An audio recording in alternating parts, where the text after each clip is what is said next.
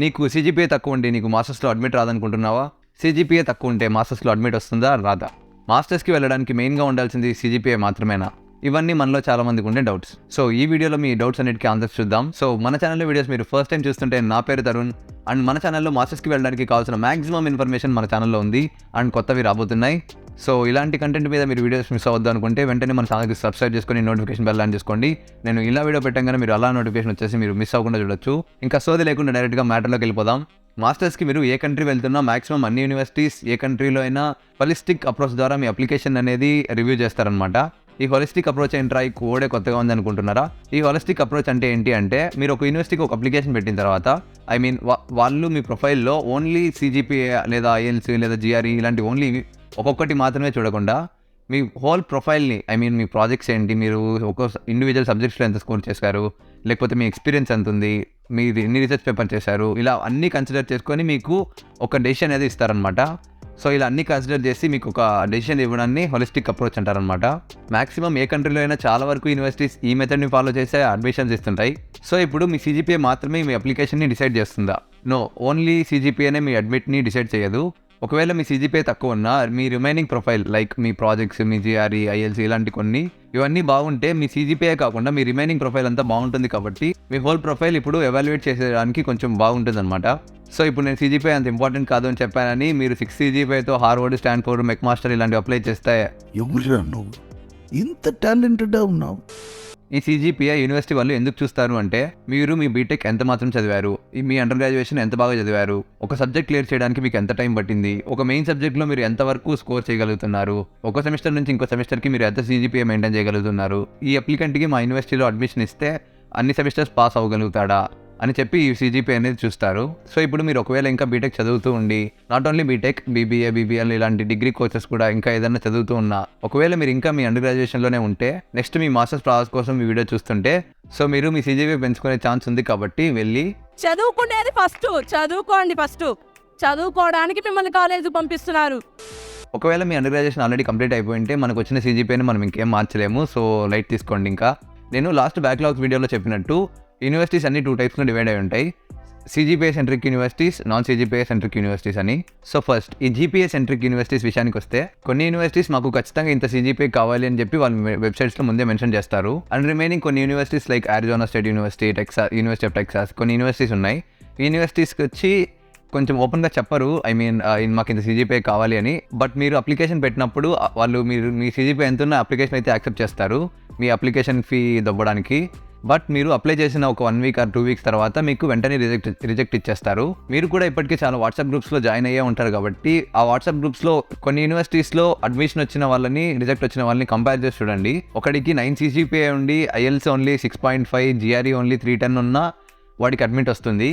ఇంకొకటికి GPA only 7.5 to 8 ఉండి IELTS 7.5, GRE 325 ఇలా ఉన్నా కూడా వాడికి రిజెక్ట్ ఇచ్చేస్తాడు. సో అక్కడే మనకు అర్థమైపోతుంది ఆ university only GPA centric university అని చెప్పి.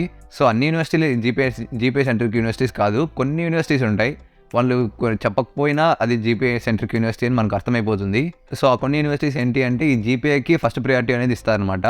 సో ఖచ్చితంగా ఇంత GPA అనేది వాళ్ళకి ఖచ్చితంగా ఉండాలి, లేకపోతే రిజెక్ట్ ఇచ్చేస్తారు. అండ్ ఇలాంటి యూనివర్సిటీస్కి ఆ యూనివర్సిటీ మీకు GPA సెంట్రిక్ యూనివర్సిటీ అని తెలిస్తే మీ CGPA బాగుంటేనే అప్లై చేయండి, లేకపోతే వేస్ట్.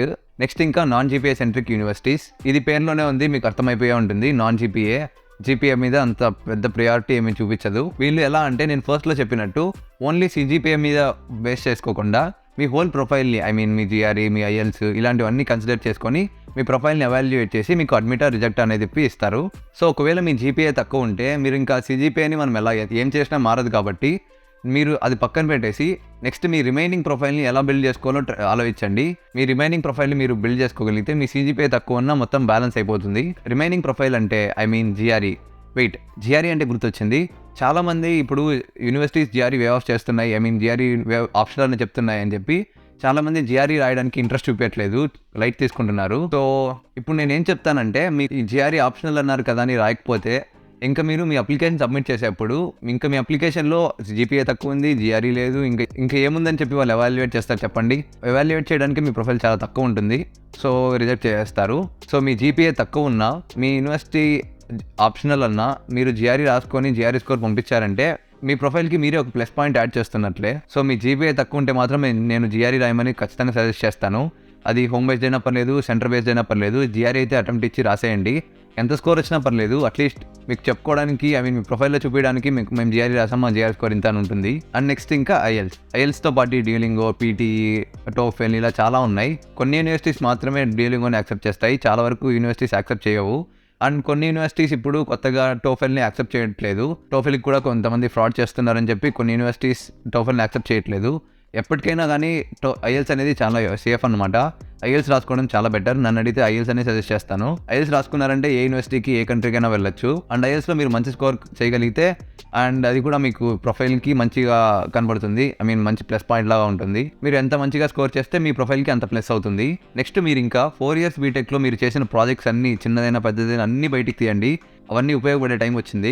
అన్నీ యూజ్ చేసుకోవచ్చు. మంచి ప్రాజెక్ట్స్ అన్నీ మీరు అప్లికేషన్లో ఇంక్లూడ్ చేసి మీ ప్రొఫైల్ని బిల్డ్ చేసుకోవచ్చు. అండ్ నెక్స్ట్ ఇంకా మీరు ఏదైనా రీసెర్చ్ పేపర్ చేస్తుంటే మీ ప్రొఫైల్కి ఇది చాలా పెద్ద ప్లస్ లాగా యాడ్ అవుతుంది. సో కొన్ని యూనివర్సిటీస్లో మీరు సెమిస్టర్ పాస్ అవ్వాలి అంటే రీసెర్చ్ పేపర్ ఖచ్చితంగా చేయాలి అని చెప్పి మీ దగ్గర రీసెర్చ్ పేపర్ చేర్పించి ఉండొచ్చు.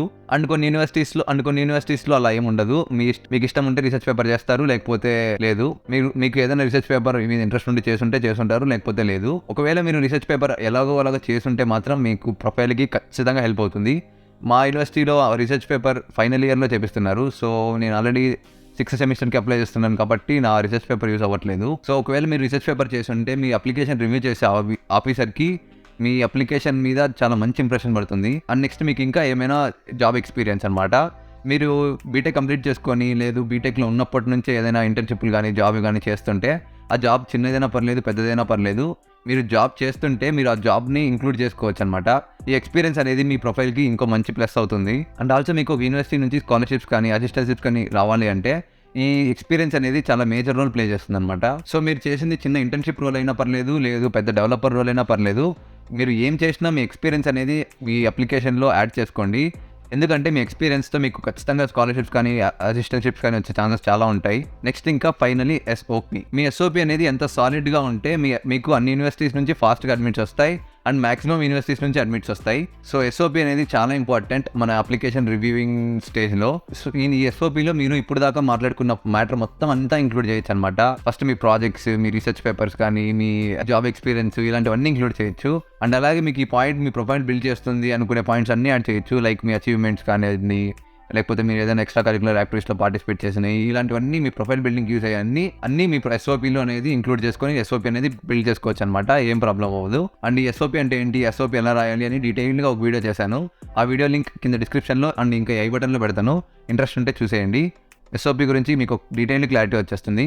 అండ్ ఎస్ఓపి మీకు రాయడం కష్టము, మీకు ఒకవేళ నాకు ఎందుకు వచ్చిన రిస్క్ అనుకుంటే మీరు ఈ ఎస్ఓపి రాపేయడానికి బయట హెల్ప్ తీసుకోవచ్చు. అండ్ నాకు one of the best content writer contact number ఉంది. అండ్ వాళ్ళ దగ్గర రాయించుకున్న ఎస్ఓపిస్తో చాలా మందికి అడ్మిట్స్ అయితే వచ్చాయి. సో నేను కళ్ళారా చూశాను. సో అందుకే మిమ్మల్ని సజెస్ట్ చేస్తున్నాను. సో మీకు ఎవరికైనా ఎస్ఓపీస్ కావాలి అనుకుంటే నాకు ఇన్స్టాగ్రామ్ డిఎం చేయండి, ఆ కాంటాక్ట్ మీతో షేర్ చేసుకుంటాను. సో ఎస్ఓపి రాసుకోవడానికి మీకు ఏదైనా హెల్ప్ కావాలి అనుకుంటే మీరు I'm always there for you. నాకు ఇన్స్టాగ్రామ్ మెసేజ్ అంత దూరం ఉందంటే కింద డిస్క్రిప్షన్లో నాకు ఇన్స్టాగ్రామ్ ఉంది. ఆ ఇన్స్టాగ్రామ్ లింక్ ఓపెన్ చేసి నాకు ఇన్స్టాగ్రామ్లో ఒక్క మెసేజ్ ఇవ్వండి, నేను మీకు ఖచ్చితంగా హెల్ప్ చేస్తాను. అండ్ ఫైనల్గా మీకు ఏం చెప్పాలనుకుంటున్నానంటే మీకు CGPA తక్కువ ఉన్నా మీరు ఏం ఎక్కువ టెన్షన్ పడకండి. మీ CGPA కాకుండా మీ CGPAతో పాటు మీ హోల్ ప్రొఫైల్ కంపేర్ చేసి మీ హోల్ ప్రొఫైల్ని ఎవాల్యుయేట్ చేసి అడ్మిట్స్ ఇచ్చే చాలా యూనివర్సిటీస్ ఉన్నాయి. మీకు టెన్షన్ పడకండి.